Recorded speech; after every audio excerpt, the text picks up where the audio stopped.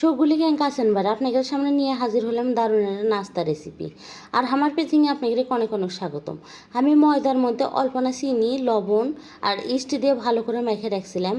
1 ঘন্টার মতো রাখছিলাম। যখন ফুলে উঠছে তখন যা বের করে নিয়ে ভালো করে ডলে নিয়ে ময়দা দিয়ে রুটি বেলে নিছি।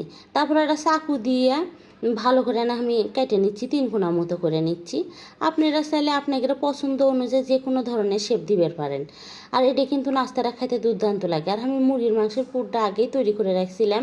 এটার ভিডিও আমি আগের দিন দিছি, আপনারা চাইলে দেখেও নিতে পারেন। মুরগির মাংসটা দেওয়ার পরে আমার যে শেপটা দিমু আমি সেটা দিয়ে নিছি। এনকারা মোটগুলোই দিয়ে নেবো। তারপরে আমি ডিমের কুসুম নিছি, নিয়ে ওটা উপর থেকে দিয়ে দিচ্ছি। তারপরে তিল দিয়ে দেবো, দিয়ে আজকে আমি আর চুলো তার বেক করবো না, আমি ওভেনেই বেক করবো। আর এটা কিন্তু খাইতে সত্যিকার অর্থে দুর্দান্ত লাগে। আর বিকালের নাস্তায় যদি এরকম একটা খাবার থাকে আর 1 কাপ চা থাকে তাহলে কিন্তু সেই জমে যায়।